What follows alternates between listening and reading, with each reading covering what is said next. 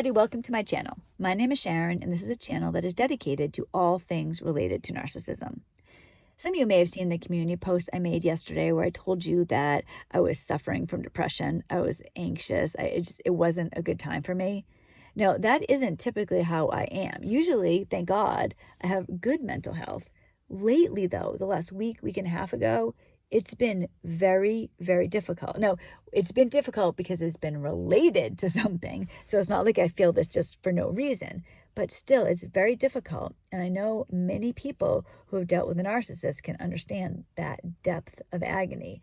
And I want to talk today a little bit about some of the pain you encounter when you're in recovery. And I'd love to hear your opinion on what I'm about to tell you. I think there's two camps when it comes to recovery from narcissistic abuse. You know, if you talk about me and Joe, we're in different camps. The camp that I'm in is that you tasted freedom. You felt freedom and you will never let go of it. It's almost like I was in a prison camp, a labor camp, say, for 20 years, right? We'll put the length of my marriage. So I was in a labor camp for 20 years. I'm sleeping on a dirt floor. I'm miserable. I'm cold. I'm hungry all the time. I'm looking for mice to eat. I mean, that's my life. Then from there, I go to the palace. And now all of a sudden I have clean sheets and have plenty of food to eat. And you know, I can take bubble baths and eat chocolate and hear the birds sing and pet kittens and, you know, all those type of things. That's what I felt like. It's different for Joe. For Joe, he feels, well, I think part of it is, like I told you, in general, more upbeat. Joe is more along the lines of he wants to be okay. So I like feeling good. I mean, he does too. Who doesn't? But I strive for that. I strive for happiness. It's important to me. For Joe, he strives for okay. He strives to have life be status quo. He doesn't want any drama. And Joe, after 20 years of the narcissist, I get it, but I'm telling you, there's no drama. No, I already lived that life, never again. But he suffers. He still suffers. You know, for me, and I still suffer. I told you I'm depressed, but in general, for the recovery, I was so grateful to be out that it changed my life. My life changed, you know, my kids and I changed. We grew, you know, we suddenly became who we always were meant to be. We were stifled by the narcissist. It was like he was just constantly beating us down. To be free, all of us felt it. Now, there's a difference between my kids and Joe's kids, because I was going to say, just hopefully I don't lose track of what I'm trying to say here. My kids are more like me. You know, I raised my kids. The narcissist raised Joe's kids. So he didn't, he raised his kids. He was there. I'm not trying to say he didn't, but as the mother, she had the primary role of caregiver. So my kids today are very similar to me. You know, I joke around with my daughter because I'm like, oh, she doesn't look exactly like me, but I say she's my twin because we literally have the exact same personality. We are like sisters. So it's great. I love having a relationship like that with her. I have a great relationship with my son too. I used to be angry with my ex because he wasn't that involved with the kids. Now I realize it was like the greatest thing that could have happened because they weren't raised by him. So they weren't raised by a narcissist. I was affected by the narcissist. They were affected by the narcissist too, but not to the degree that I was because I was the one that raised them. It's different for Joe. So Joe, first off, right, he's not somebody that strives for happiness. He just wants everything to be okay. The narcissist raised his kids. And there's a difference between my kids and his kids. And it's not a bad thing, but I'm just saying there's a difference. And you can see the difference. And Joe's still dealing with it is what I'm trying to say. And it's been very, very difficult. Joe and I have 4 kids together. So mine are 16 and 19. Joe's are 18 and 22. Recently, his 22-year-old son moved back into the house, and that has caused upheaval. And I want to talk a little bit about that today. Now, this is Joe's son, and I need to be very discreet. I don't want to give too much personal information out. Love Joe. I love his son. I'm just telling you some things that happen with children and narcissists, and what are we supposed to do as we deal with our own recovery and we have adult children who are affected by the narcissist. It took me a little while to get better after I left the narcissist. The first 2 months were bad because my ex had a child protective services I had a child protective services investigation on being done on me because my ex accused me of domestic abuse. It wasn't true. The police knew it wasn't true, but I still had to go through a 2-month time period while the investigation went on. Once that was cleared up, there was no holding me back. I was living life. I was living my life, and my kids were too.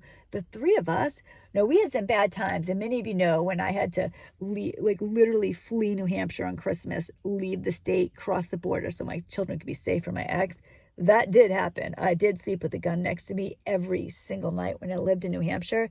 However, there was also the three of us during the day. We were living our life. It was during COVID. Like, this is the thing. In some ways, COVID benefited my family. I know that probably sounds weird, but it was right after I kicked my ex out. So that it was a couple months after the child investigation was over, and we were just starting to live our life. And then suddenly we had all this time together to really do that. And we took walks every day. We played a bunch of board games. So I homeschool my kids, so we're homeschooling them, and we had dinners together, and it ended up being a really good thing for us, and I please forgive me if you've been hurt by COVID. I don't mean anything like if you've had like a death in your family. I'm so sorry. Like, I know it's horrible. I just mean for me and my children, it ended up being a good time. We had time to recover where we could actually be at home together, where we weren't scattered in all different directions. And it was positive in that way. And I think it brought my kids and I closer. Now, Joe's kids are a little bit different. Like his kids, they spent the majority of their time with their mother. And so my kids were raised by someone who isn't a narcissist. Joe's kids were raised by a narcissist. And he has good kids. I'll tell you this right now. His younger son is my child. Now, the only reason I don't say that about the older one is because I don't know him that well. I'm going to talk about him a little bit now. It will in a minute. Joe's youngest is my baby. Like, I'm telling you, I said to Joe before, I really wish that we could have had a baby together. Now, technically we still can, not to be personal or anything, but I just, I'm too old to have an infant, I think. But it really bothers me that I can't have a child with Joe. I would love that. Or like his little boy, his youngest, well, he's not a little boy, he's 18. His younger son, I said to him, oh, I'd love to have known him as a toddler, to cuddle with him and read books. And, and I missed all that because we were with other people. But at the same time, I've had so many blessings with his youngest son. I was the one that took him to get ready for the prom, get his prom stuff. I'm the one teaching him to drive. I'm the one taking him he's about to join the Air Force, you guys, and I'm so proud of him. But I'm the one that's proud of bringing him to all these things. And Joe said to me, oh, are we going to go to his graduation? What? Of course. Like, you know what I mean? That's how I feel about his youngest son. And I'm desperate to feel that way about his oldest son as well. When we moved in, his older son wasn't living at the house. So he's 22 now. He wasn't living at the house. He has been very affected by the narcissist, more so than his brother, more so than my kids. And Joe and I think it's because he's the oldest, right? Like, he's been with a narcissist the longest. It's been more painful for him. Joe also was separated from his ex for a couple of years before they got divorced. His youngest is 2 years older than my son. They're young. They're some of their formative years, so we have 18 and 16. So this would have been, my son was 13 when my ex and was he? I can't remember if he was 13 or 14 when we actually officially broke up. But before that, broke up sounds weird for a marriage, but when we officially ended it, so I can't remember now if he was 13 or 14, but he was young, right? And I primarily raised him. Joe's oldest was at high school. So he had all that time. Joe's youngest also was early in high school. He's around my younger son's age. So they had that time. They had that time away from the narcissist, and it made a huge difference. Joe's mentioned before on the channel that his oldest has some issues with alcoholism, and it's not a good situation. Some people in my family are alcoholics, but they're like my grandfather, like people that I don't really know. This is Joe's son. You know what I mean? And I'm trying to be very careful and discreet. He has some issue with substance abuse. He hasn't been living at the house. He didn't live at the house when I moved in here. He actually, yes, he did. He lived at the house like a month or so when I first moved in, I think. He lived in the house about a month for a few weeks around the time I first moved in. He was kind of going from different houses, so I can't remember if he was at our house at that point or not. But I knew him for a few weeks. Then he left, and he just left. He left, and he didn't talk to Joe. It was just, so he was almost like the vacant child, like he wasn't there. But Joe would hear from his younger son that he was having some issues and that he was drinking a lot. And Joe has been, understandably, so worried about this.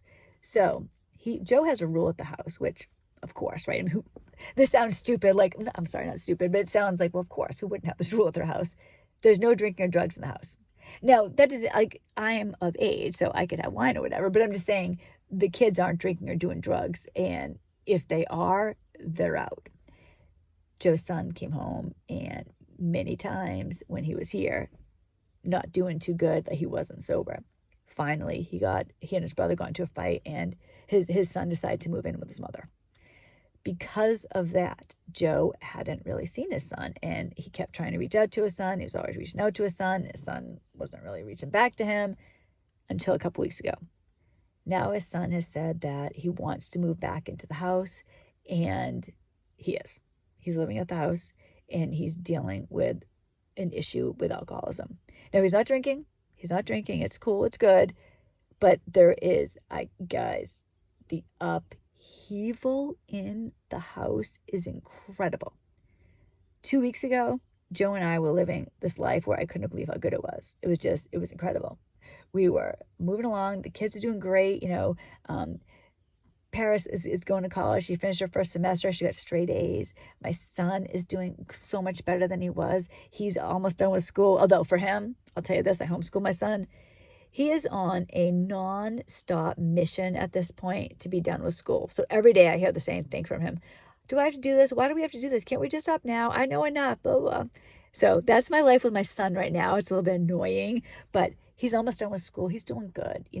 Both my kids went and visited their friends in New Hampshire recently. My daughter's going away over the summer to visit a friend in Oklahoma. So it's like things are good. His son was, like I said, joining the military. He's such a nice young man, and I'm teaching him to drive, and things were really, really good at the house. Once his oldest son came back, everything has changed. And I told Joe, and I mean this, I support him. I'm with him. I get it. I understand. Here we are. We leave the narcissist, and we have a recovery to do. Our kids who are with the narcissist, they're affected differently than we are. So for us, because we had, if I look at my life, I got married in I was around 25. I got married there. I had 25 years before that, right? Where I wasn't with the narcissist. I wasn't with my husband. Same with Joe, right? So he wasn't raised by the narcissist. Although both of us do have narcissistic parents. But when I'm talking about our kids today, or maybe your kids, they were raised by the narcissist. And how do we help them? What do we do? What are we supposed to do? When we have so Joe's son comes at the house, and the house is in upheaval because of it. Joe is anxious and worried because he's afraid. His son is not drinking, but he's afraid he's going to. He's very worried about this. His son isn't happy to have his brother home. My kids are concerned about this. So I'm anxious because his son has disrupted the harmony of the house, I guess is what I'm trying to say. At the same time, and please hear me, I am here for Joe, and I understand, and I get it because I have children too. But it is a very, very difficult situation. It has caused me, the atmosphere, the house has I feel like somebody took the house, shook it, and I don't know when it's going to go back to the way that it was. And it was going so good. And I guess that's part of it when you have kids, right? Or even each other or friends or family. Somebody's going to have a problem every so often, and one person can really make a huge impact. Joe and I on Saturday night, some of you know we do our date night on Saturday night, so the Sharon and Joe show, and we drink from our unofficial sponsor, Dunkin' Donuts. We drink our coffees, and on last Saturday night, we actually did make a video. We started to make a video, and we're going to talk about this exact situation, but it was Joe couldn't do it. I feel weird saying stuff like this sometimes because it wasn't like he couldn't do it. Like he he didn't want to do it. It was too painful. It was too painful emotionally. Joe has also been affected by things that are going on in the house right now. And that's happening, and it makes me think, what about our children? What happened to the children that, like I said, my kids weren't primarily raised by the narcissist. Joe's were, some of yours probably were as well. What does that do to them? Because even my kids, they have been affected by the narcissist. They haven't seen or spoken to my ex for 3 years. So he's not even in their life anymore. And when he was in their life, he wasn't. You know what I mean? Like, he was the type of guy that would come home from work and go right up and go on his computer. Or he would just ask the kids, like, cursory, how was school? Okay, good. He wasn't involved.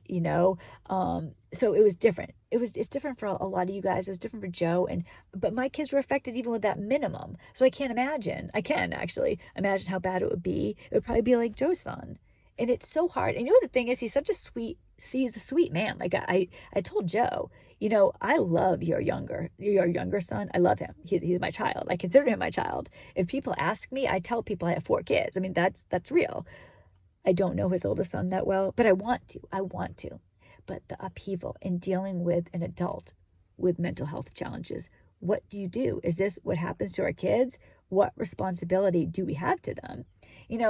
For me, like, my kids, I told Joe all the time, I'll tell you guys right now, my world, my life is God and my family. That like, Joe and I call our life our triangle. We have God at the top, Joe and I side by side at the base, and as long as we stay in the triangle, everything is good. I believe that that's true. But what about our kids? What do we owe them? Is it right?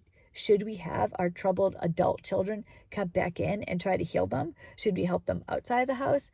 Are they ever going to heal from this? Or is it permanent? When I think about certain things that have happened to me, to Joe, to whoever, things that happen can really impact you in a real permanent way. Things that happened as a child, right? How long do they affect you? What can you do about it? You're dealing with narcissism.